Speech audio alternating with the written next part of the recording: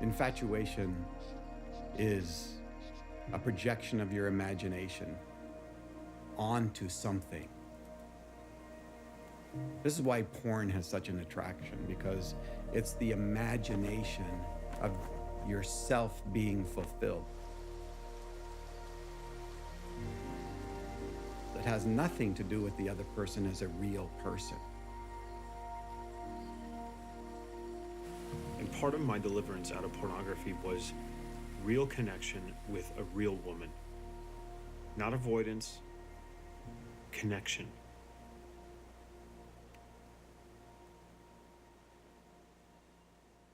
Both of us coming back into remarriage with one another is really embracing that it's not a day at the beach, that it's a mountain climb, and it's a lot of work. And there are a lot of beautiful, beautiful moments, but there's a lot of moments that are tough. Well, we were married for 11 years and divorced for almost 6, and this October the 3rd, we'll be celebrating our 6-year anniversary of being remarried. The way God writes our stories, it's never as we anticipate. And certainly many times along the way, it doesn't feel like he's very good. And sometimes it feels like he's abandoned us. And certainly I look back and there's many moments, when it was like, God, where are you? Before, it was more about us putting our absolute best foot forward for one another and having each other up on a pedestal. And coming in the second round is both of us seeing our brokenness, the good, the bad, the ugly, the everything, and really not being shocked by it.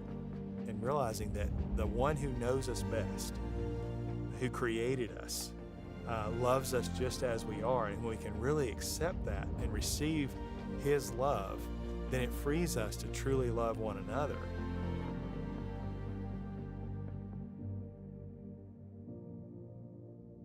I'm a broken man sexually, and yet there's healing, there's growth. I've become more holy, not because I'm better, but because I've understood the beauty of God for my brokenness. I'm not controlled by shame. Oh, I still am, but not as much as I once was. There's more wholeness, and yet the paradox, I'm more broken than I've ever been, more needing grace than I've ever been. When people ask me, how are you guys still together? It wasn't about us fixing our marriage. There was no fixing. It was broken beyond repair. It was knowing that Christ could make it new, and that I wouldn't give up for anything. But I had to have everything unraveled, everything dismantled right down to the foundations. And part of what saved me was the intensity of her fury. And it took her and I 11 years to heal. 11 years. And that's what the weekend in the shack is. That's an 11-year process. 11 years before Kim says in front of a group of friends, I never thought I'd say this, but it was all worth it.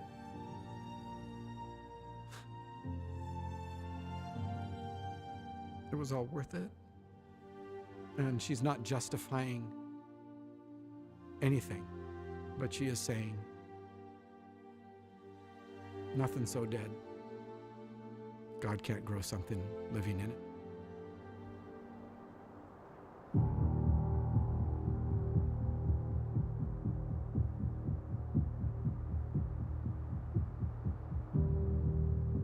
The way home, every single time, is this. After my worst failure, after I am convinced this time I have gone too far and destroyed too much, I must believe who God says I am. I am not defined by my erratic behaviors, but by something so much deeper, infinitely strong and constant. I am a new creature. When I find myself risking to trust this way of seeing, the power of the lie begins to vanish.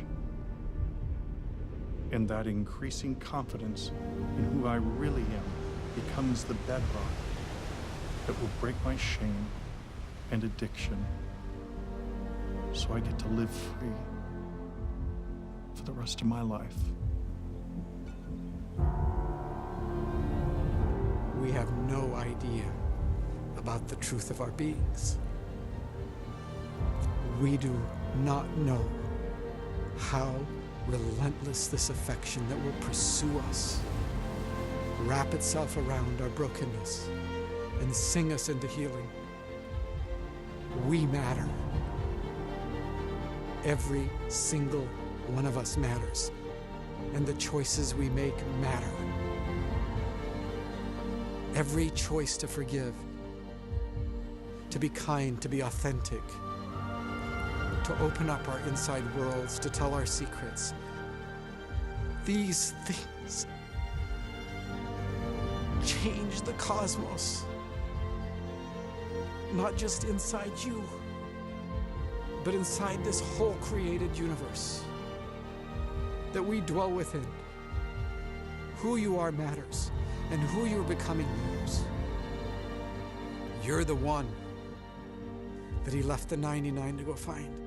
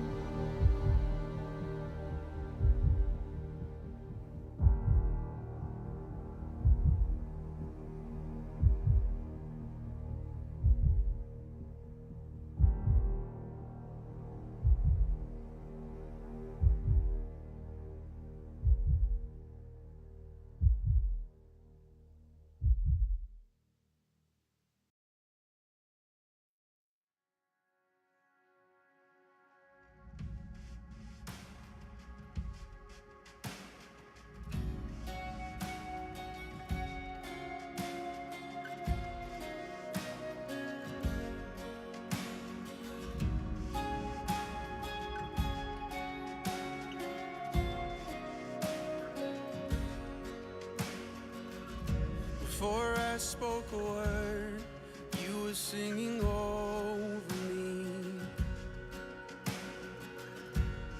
You have been so, so good to me.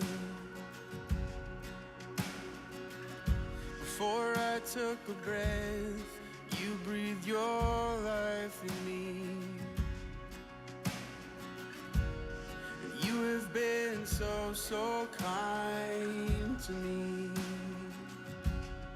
Oh, the overwhelming, never-ending, reckless love of God. Oh, it chases me down, fights till I'm found, leaves the 99. I couldn't earn it, and I don't deserve it. Still, you give yourself away. Oh, the overwhelming, never-ending, reckless love of God. Yeah.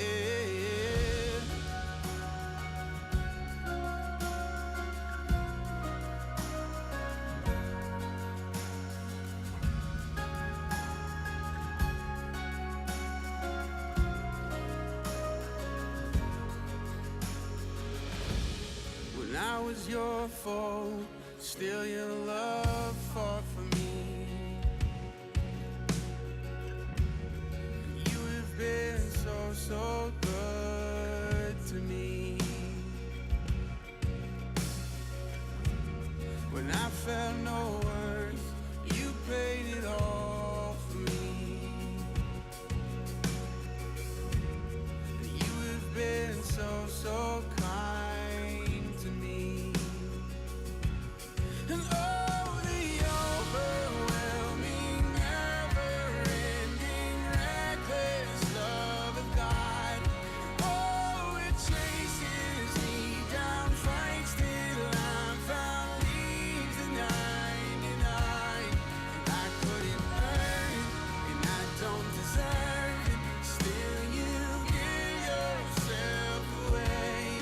Oh, the overwhelming, never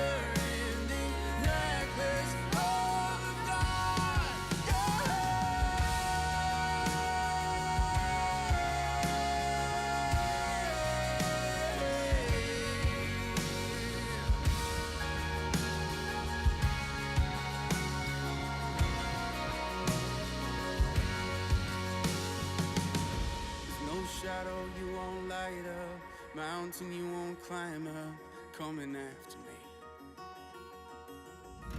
There's no wall you won't kick down, lie you won't tear down, coming after me. There's no shadow you won't light up,